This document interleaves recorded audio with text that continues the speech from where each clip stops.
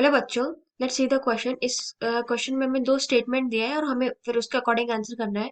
हमारा statement first है, the order of a reaction can have fractional value, यानी हमारा ऑर्डर ऑफ रिएक्शन में फ्रैक्शनल वैल्यू हो सकती है। और हमारा सेकंड है, the order of reaction can not be written from balanced equation of a reaction, यानी ऑर्डर ऑफ अ रिएक्शन हमारी balance equation from a reaction से नहीं लिखी जा सकती। So let's just start it. जो हमारा स्टेटमेंट फर्स्ट था, the order of a reaction can have fractional value, ये बिल्कुल करेक्ट है। क्योंकि जैसे कोई हमारा रिएक्शन है तो उसका रेट हम कैसे लिखेंगे? रेट इज इक्वल्स टू के ए और 1.5। तो ये जो 1.5 है ये हमारा ऑर्डर है, और ये क्या है? ये हमारा फ्रैक्शनल वैल्यू है। और जो ऐसे रिएक्शन है वो क्या होते हैं? हमारे एक्सपेरिमेंटली डिटरमाइंड होते हैं। इन्हें हम एक्सपेरिमेंट के थ्रू निकालते हैं, राइट। तो जो हमारा ऑर्डर है उनमें हमारा फ्रैक्शनल वैल्यू हो सकता है। स्टेटमेंट बिल्कुल करेक्ट है। अब हमारा सेकंड स्टेटमेंट है, the order of a reaction can not be written from balanced equation of a reaction.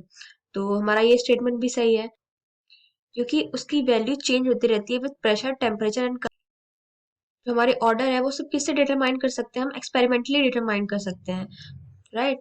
तो हम इसे यहाँ लिख लेते हैं।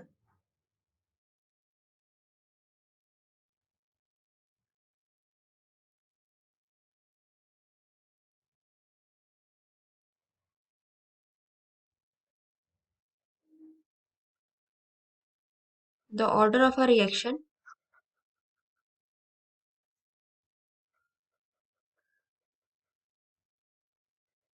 Can not be written from balanced equation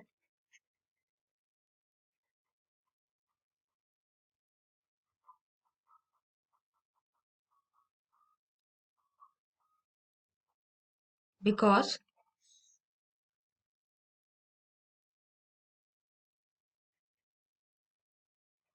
it's value changes with pressure, temperature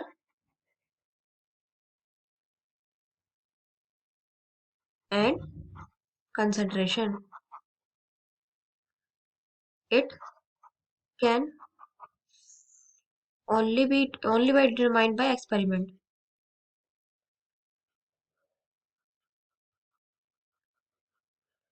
Determined experimentally. Hence जो हमारा statement to है वो भी क्या है हमारा? वो भी हमारा करेक्ट है। हमारा स्टेटमेंट फर्स्ट भी करेक्ट है।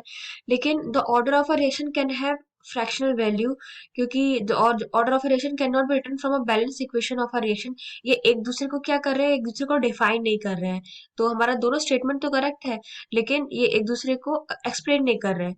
सो if both statement are correct statement, but statement two is not correct explanation of statement first, हमारा करेक्ट आंसर हो गया ऑप्शन बी।